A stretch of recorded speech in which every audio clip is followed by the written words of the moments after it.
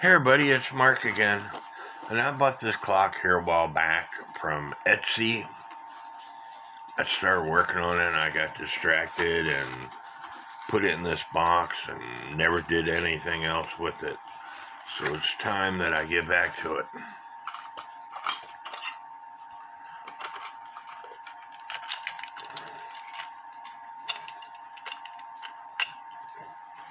It's what is known as the Lux Happy Days clock. And when it's ticking, this guy has an arm.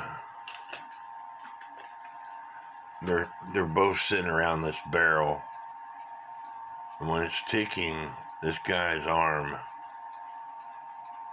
let me get it put back on there, it raises up and down. And so, like with a lot of the Lux clocks, the hour hand,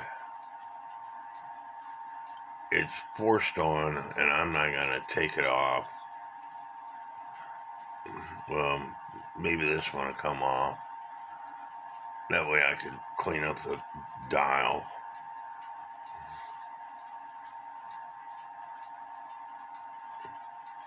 A lot of these clocks, the hands don't want to come off.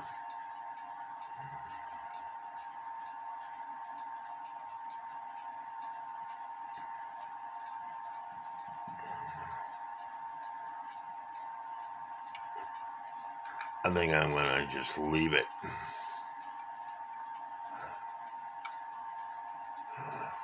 But looking at the movement yesterday, the spring is broken. You can see it right here, or you should be able to see it right here, where the mainspring is broken. And so I'm going to have to see if I have another spring. I think I do. But this movement only goes on one way. And you have to figure out which way that is in order for the hand to work.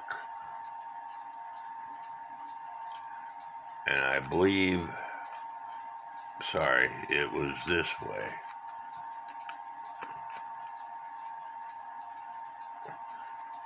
And in order to make that hand work, there's this contraption right here.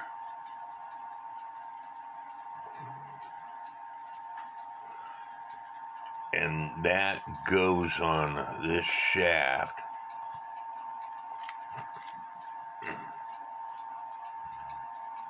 You know, it's been a couple years since I messed with this thing. Maybe a couple years, maybe a year, I don't know. But anyway, this piece right here catches this silver part, and that's what makes the hand move when it's ticking. But the first thing I have to do is take pictures all the way around the movement. That way you know how to put the movement back together. And then start taking the movement apart. The hairspring is not attached where it needs to go. It comes out, goes through this lever here, which is what is used to adjust, to advance and slow down the time. Then it goes through that hole, and then there's supposed to be a pin that goes in that hole that hold that spring into place. It's we'll show you Dan and Diana's webpage later, but it's Lux Clock Manufacturing Company, Waterbury, Connecticut.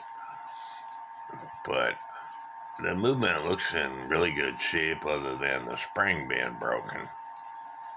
So I'm going to take pictures. I found with these small clocks that the best movement holder is this. I had to put a deadbolt in my daughter's house. This is that piece of wood that came out of the door. You could also use something like this, which is a hole from a piece of wood, but it holds it quite well. This one's taller, and that's why I use it. But I took my pictures. The next step, because you don't want to break it, is you want to take this hairspring out. And so, because it's already undone, all you have to do is take a pair of pliers and loosen this nut.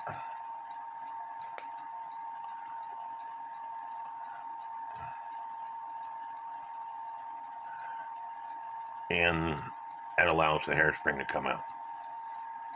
I might have put this hairspring on, and when I get to working on this clock more, I might find that I found something wrong with it, and that's why I quit working on it. And then you have to take these nuts off. Now, I'm not having to worry about securing the spring because it's broken. And there ain't no sense of me sitting here turning the thing all day long when I've got tools to help me out. This little kit right here that my son bought me. I love this kit. It contains several little pieces. I just gotta find the right socket. I got lucky. Comes with this extension handle that's magnetic. It comes with a magnifying tool. So it comes with lots of tools and parts. And I think he bought it off of like Wish or something like that. And he only paid like less than $10 for it. I don't know. I don't care. I like it.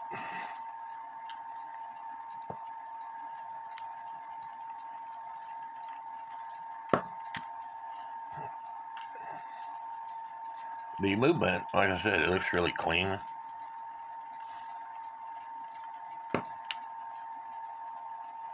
What you have to pay attention to is how the spring is on it. And that's how you want it back on it. When you're all done.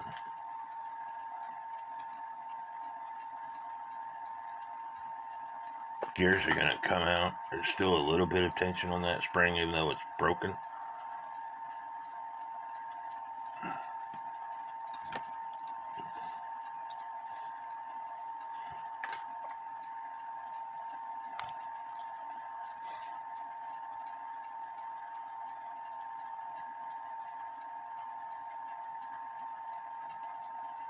I remember it went around this post here.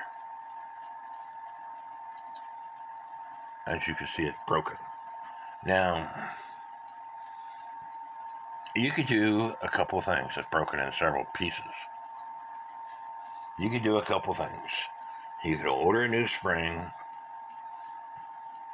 or you can repair this one. The clock will still work. It won't last as long.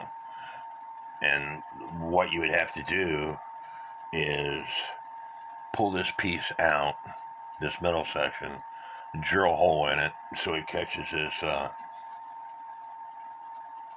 piece of metal, and then squeeze it so it's that small so it catches that piece of metal. Now, I just happen to have a bunch of springs that might work, and as you can see, they're used springs, but it doesn't have this piece here in it, and all I have to do is turn that into that. Now, these springs are for small clocks also, but they got a different setup. And so far, this is the best spring to use. I just was looking at something earlier. I gotta find it.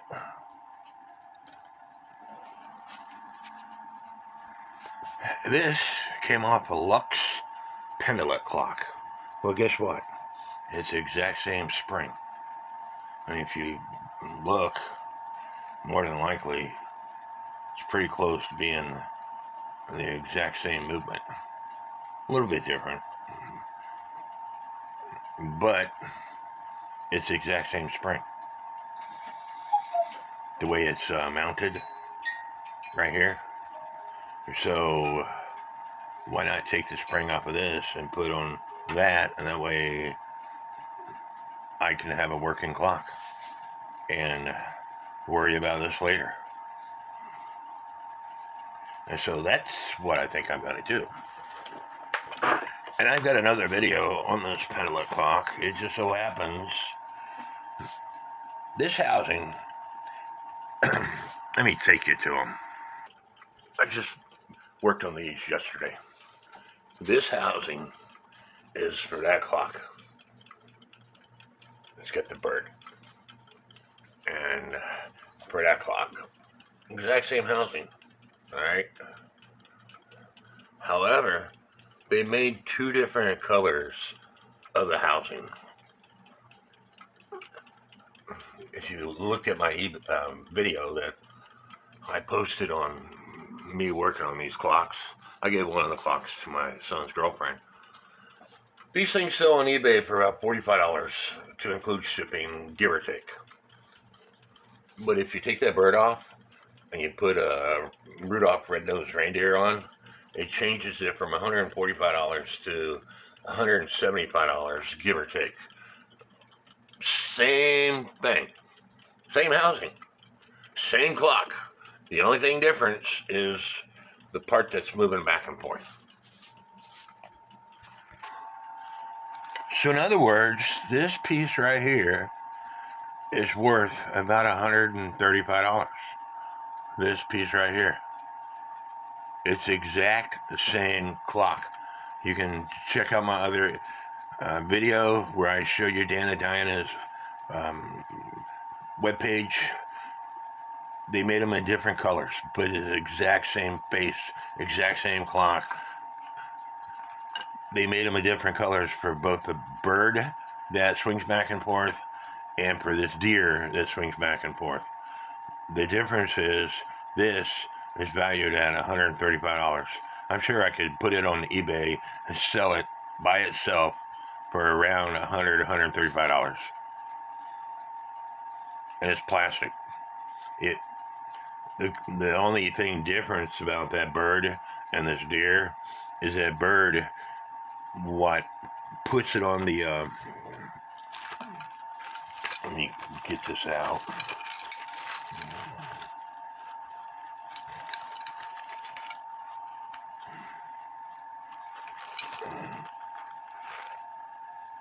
I got too much stuff going on. This is a pendulum virgin crutch assembly. The bird is metal, and you could buy the birds off of Time Savers, and they bend over this piece right here, where this deer slides on that piece. They should have made the birds that way. Anyway, I'm going to take the spring off of this movement to use on this beer drinker's movement, and I'm going to take that out of this movement off camera. Now this is Dan and Diana's webpage, Animated Happy Days shelf clock, circa 1933. As you can see, as it ticks, his arm races. Beer drinker's clock is another name for it. The man on the left raises and lowers his beer mug as clock ticks. The clock comes with or without Happy Days, designated patent deed, and 3 points too, and by the anyway, that's what it looks like. This is one that you really want. My friend Ron just bought one of these clocks, and look, this thing sold for $190 to include shipping. These are sold listings. If you want to know how much a clock is worth, go to eBay sold listings. If you don't go to sold listings, a person could put whatever the heck price they want on a clock. Doesn't mean they're going to get that. Go to sold listings. Here's one, another clock. Sorry, my buddy Ron, his clock is this with the pendulum. This is the clock this electric clock sold for $190. His is worth $110. This one is as is condition, sold for about $35. Here's one, works great, sold for $110. Here's another one, sold for $186. Wow. Another one sold for about $165 to include shipping. So they're not cheap clocks, all right? You can. This one says not working. Doesn't. Could be several things wrong with it, but they're not cheap clocks. So 110 to $186, depending on condition and working condition. So they're really nice clocks. Again, you have to go to eBay sold listings. And the way you do that, you go to eBay, go to advanced, type in what you want, and then click on sold listings. And that's what I was just showing you.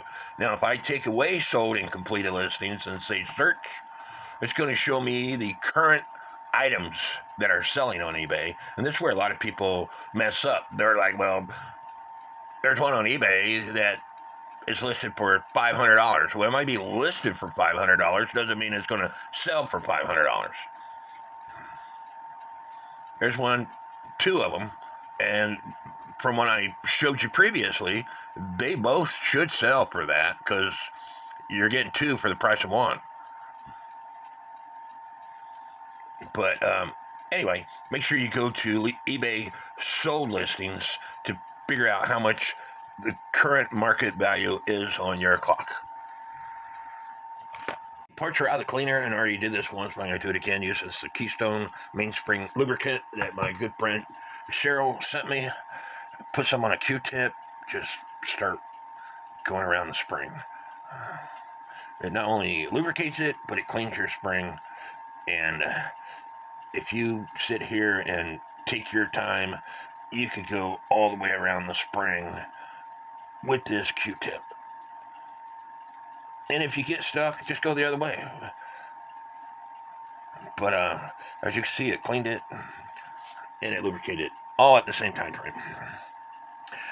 Now you have to look at your pictures and see which way this thing went, because if you have a memory like mine when it comes to clocks, I don't pay attention. My friend Cheryl does. But here's a picture, and this is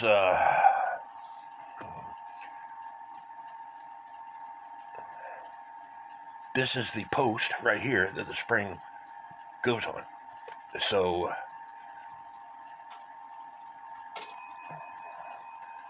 and then this part goes down like this. And then you get it to connect. And you might have to squeeze that center part to make sure it doesn't come out like this. And so you would take something small, like a screwdriver, and put it in there and make that center part smaller.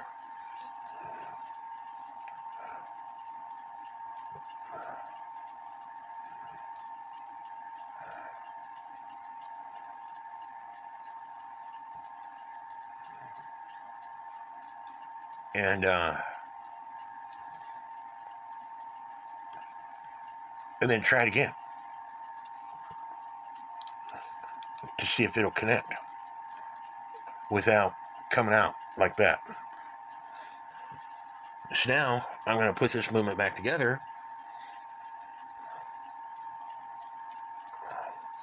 but I have to figure out where everything goes. So I'm going to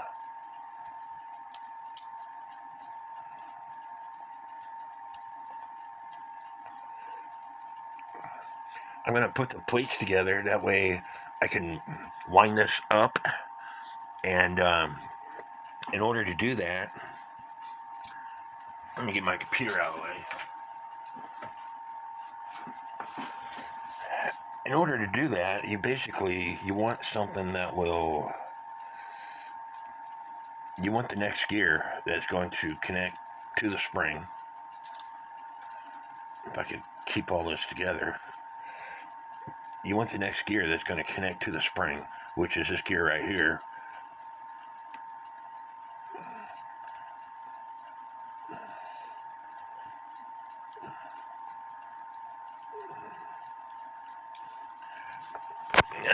I'm having some camera difficulty. Stand by. I had the spring in the wrong position. I had to look at my pictures better. But this is the way this gear goes in. And then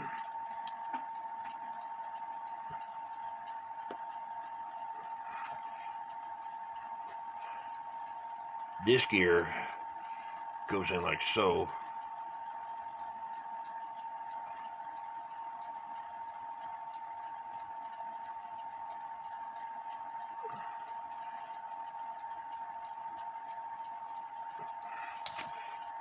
Except for it goes underneath.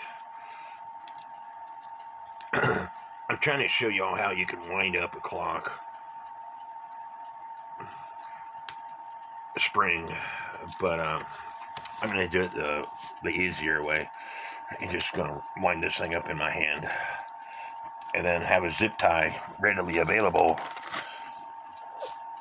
to go around it. But what I was trying to show you is if you don't have a mainspring winder, which I don't, of course, you put this together, but you got to have the next gear. You got to have the next gear attached to it. I don't like quitting.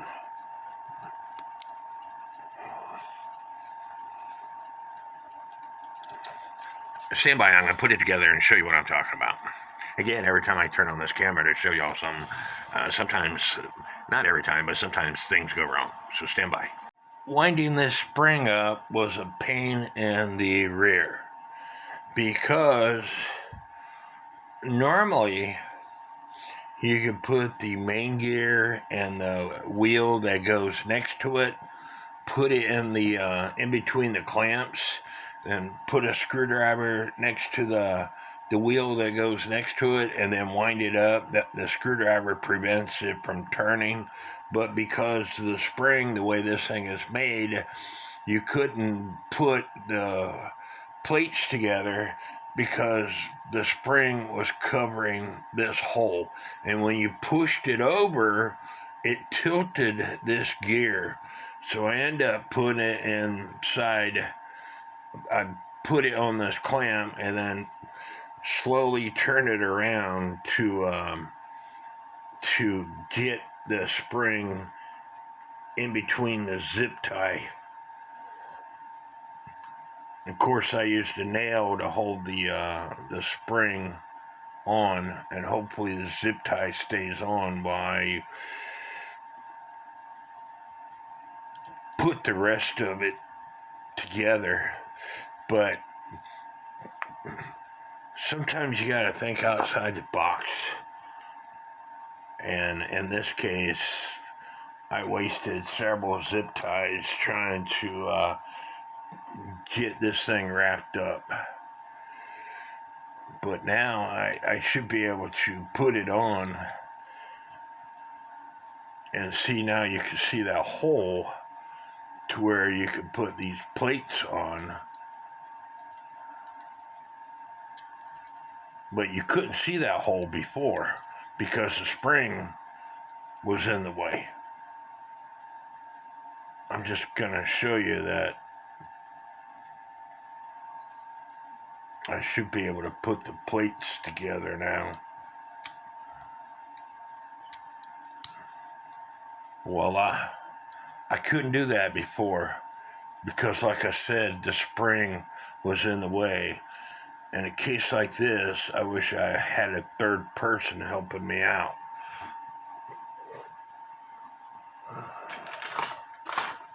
So now I should be able to put this wheel on. This is the wheel that I was trying to put on in the first place to help me out in putting it together.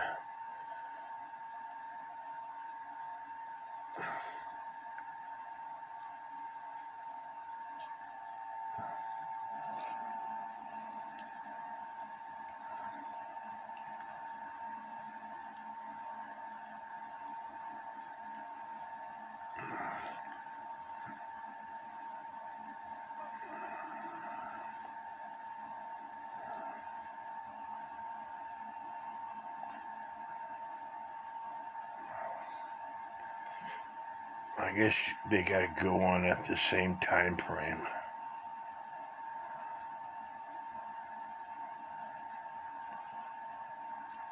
Anyway, I'm gonna continue putting this together off camera, but there might be an easier way to do this, but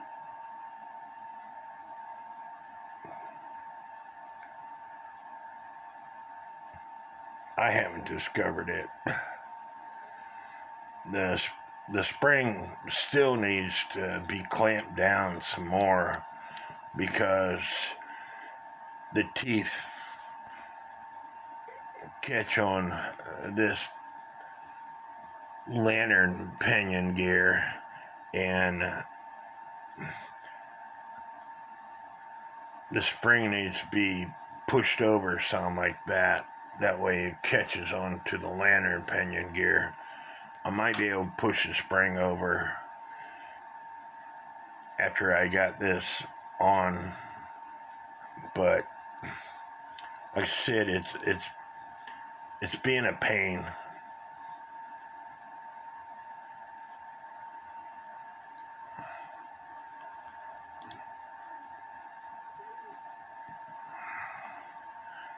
And I normally don't have this much of a pain.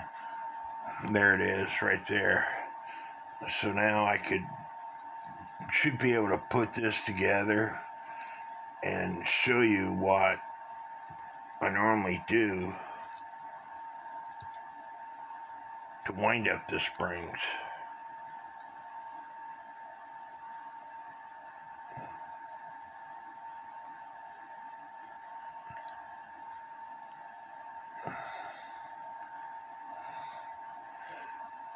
Anyway, I'm going to do that off camera, so stand by. So I got the main wheel on, which is the wheel that the hands go on, and the crate wheel. And then I put the 3 nuts on. And all you have to do is put a screwdriver, or in this case, I'm just going to shove this peg down in between the plates so it catches the main wheel arbor. And then all you have to do now is wind up the spring. You see this is preventing everything from spinning. So as you wind up the spring, you need to tighten up your zip tie.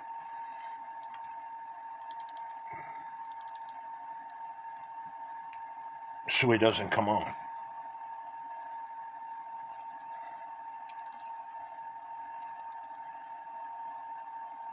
Like that. And push your zip tie down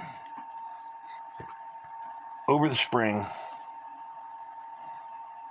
so it's in the middle, and tighten it up. so it doesn't come off when you take the plates apart.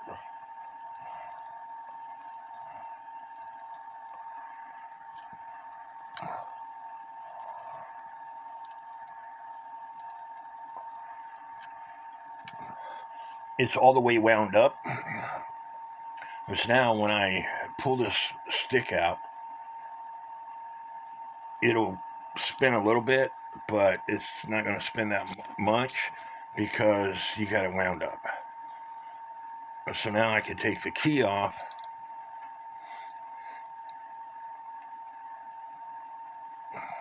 and then take the nuts off and put all the wheels in.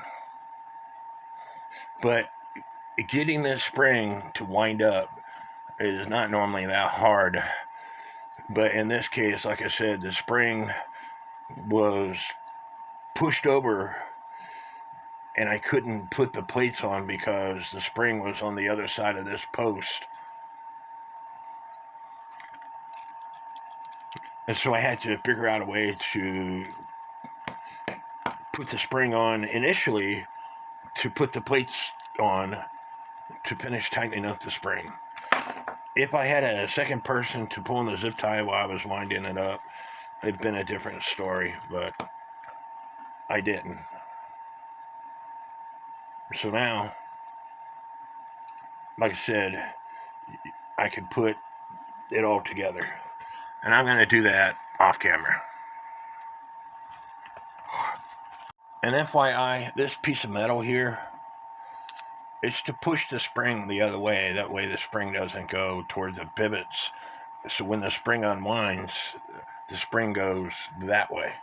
So you might have to bend this up a little bit if it's bent down too far, or the spring won't be able to go that way.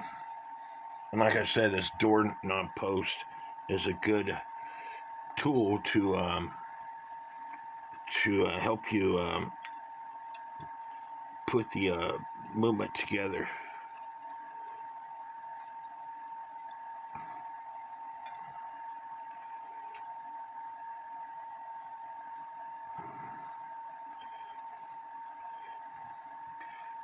You know, I said I was going to do this off camera, and this is the reason why. It's hard to look through this camera and put everything together.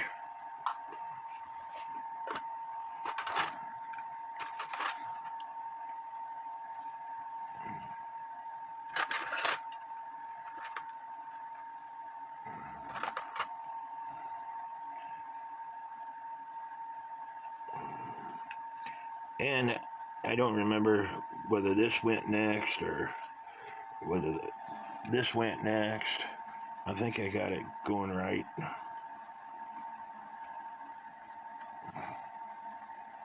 I'd have to look at my pictures to see.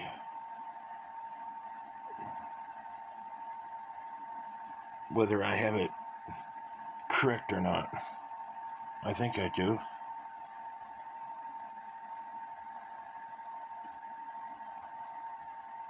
This being the escapement wheel.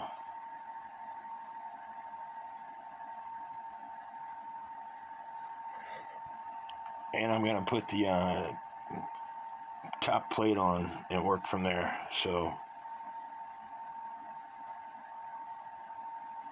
we'll get back to you after I got this thing together.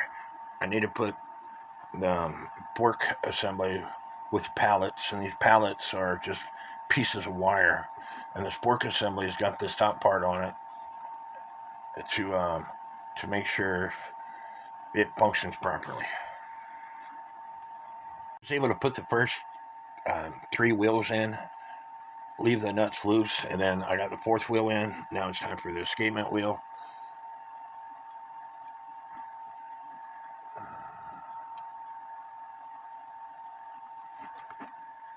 Do this so y'all can see it, maybe.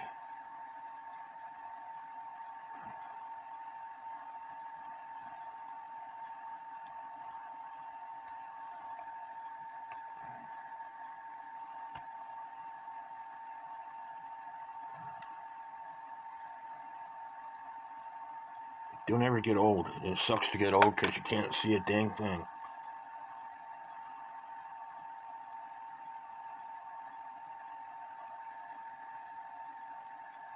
Loosening the nut just enough to, you don't want to force it, just enough to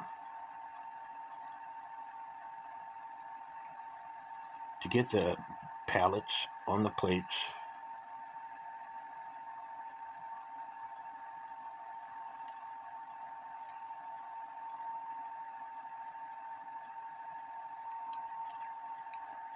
Just like that.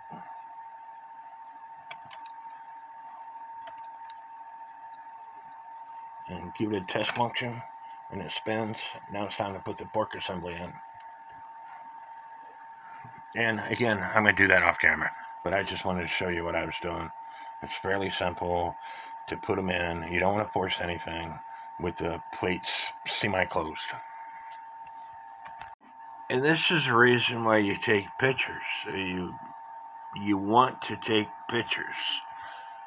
Like in this case, here's the winding stem right here. And this is the fork. As you can see, I have the fork pins going up from the winding stem. But if you look at my picture, here's the winding stem. Here's the fork. The pins are going down to the winding stem, so I got the fork in the wrong position. Pictures are your friend. With the fork in the right position, when you move it back and forth, you can see the escapement wheel move. Before the housing of the fork assembly was laying on the escapement wheel, not allowing it to move. So again, pictures are your friend. So now it's time to put the hairspring on, and I have to come up with a pin for that. I used a tack to hold the spring in. Now, this is where a lot of people screw up with these clocks, is they pull the spring to get the pin that rotates, that catches the fork assembly. They pull the spring to get the fork assembly to rock back and forth. Well, if you pull that spring, you're making it tighter, and you'll never be able to slow your clock down. That's not how you adjust these clocks. I got the clock wound. I'm going to wind it a few more turns, and then I'm going to take off my zip tie. So stand by. Okay, I got my zip tie off. Now, in order to put this clock in beat, there's a little groove. These are springs that you buy through Time Savers. They were made in India. 72 pieces. It's not that expensive. But you should be able to see little grooves in the brass collars of the spring. Well, in order to put this clock in beat, you get a really tiny screwdriver, a flat tip screwdriver, and you put it in that groove, and then you rotate the collar to get the pins in between the fork assembly. And it's kind of hard to do with somebody who's blind as I am on camera, but I got it in the groove, and you don't want to mess up the spring when you do this, or you'd be replacing the spring. I had it in the groove, and then I moved. Anyway, you put the screwdriver in the groove of that collar. I might have to get a smaller screwdriver. I can't do it on camera because I can't see that well. But what you do, you put the screwdriver in the groove of that collar, and then rest the screwdriver on the movement. And then while you're doing all that, you rotate this main wheel here until that pin gets closer and closer to the fork assembly. So I'm going to do that off camera, and I'm sorry that you can't see me doing it, but I can't see with this camera in front of me. Here you can see I moved it too much. The pen is right here now, and so I need to move it back down some, and I'm going to try to do that on camera.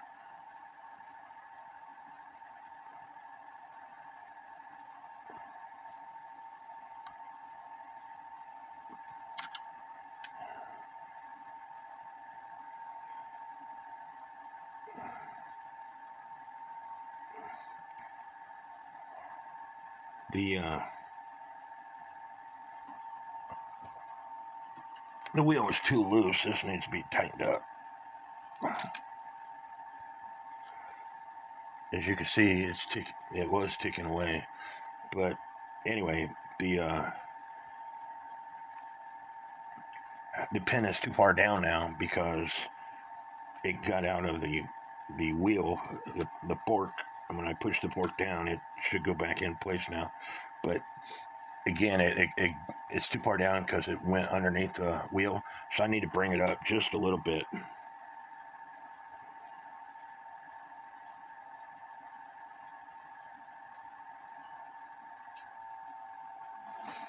I can find that groove again.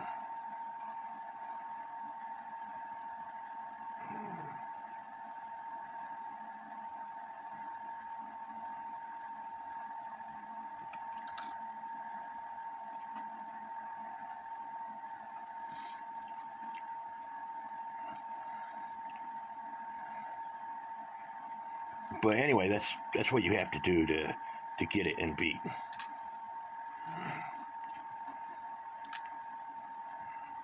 Of course, I need to oil the movement also. Then when you think that you're almost done, the spring comes out of the hole that you have the pin, but this doesn't have a pin, so I had to use a nail.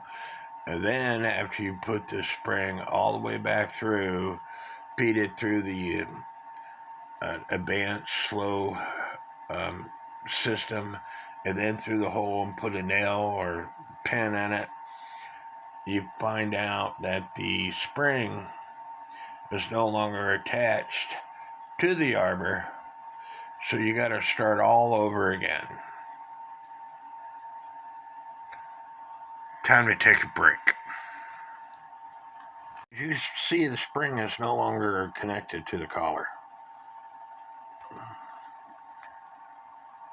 And the easiest way that I found to get these off is with a pair of tweezers.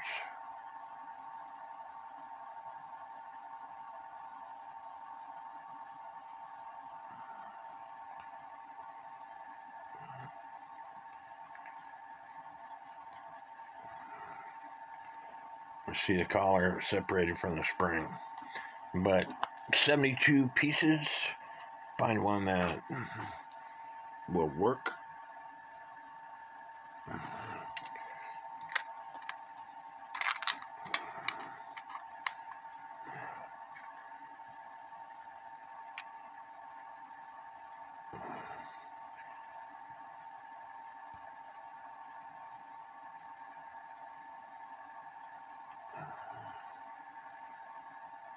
And be careful about putting it on, because you can break this whole system.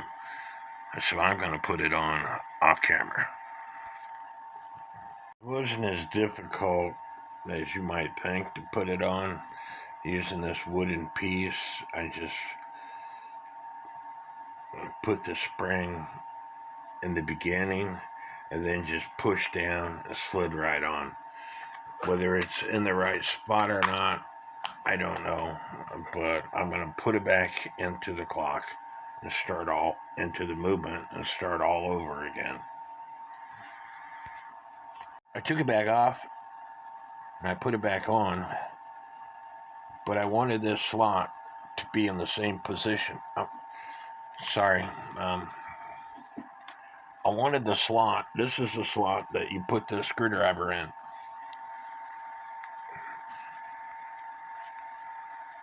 This slot right here. And I wanted that slot to be in the same position as the pin that catches the fork. So now I'm going to put it on. I might have it in the wrong position. I don't know. I won't know until I put it back in the movement. And I got to take it back out because I got the spring upside down. Because there's the end of the spring, and it's going that way. Sorry, there's the end of the spring, and it's going that way. It's going counterclockwise, and I need it to go clockwise.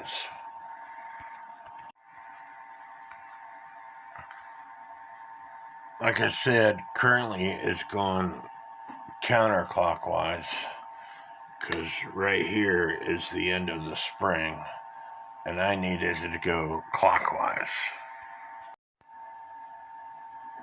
So now it's going clockwise. I got it started. I need to put it against the arbor and push down to where I think it needs to go.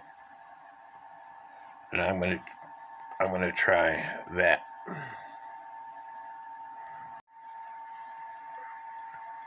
It's a good thing I have 72 of those springs because I screwed a few of them up because of my eyesight.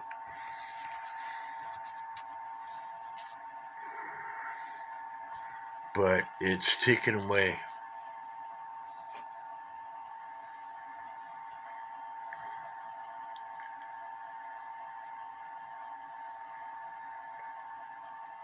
In all positions, and that's what you want. And when you put this lever here on, the bottom part is a counterweight, and this top goes on top. You can see it moving, and as you can see, the guy's drinking his beer. This is the first time this clock actually ran in some time. The reason it's stopping is because I'm grabbing a hold of something I shouldn't be grabbing a hold of.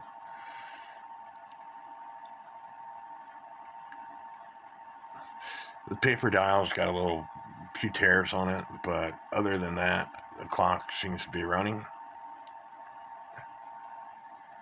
And the guy's drinking his beer. I need to clean up the glass, and I'm going to try to fill in this paper dial some. So anyway, it's a cute little clock. I hope y'all enjoyed this video.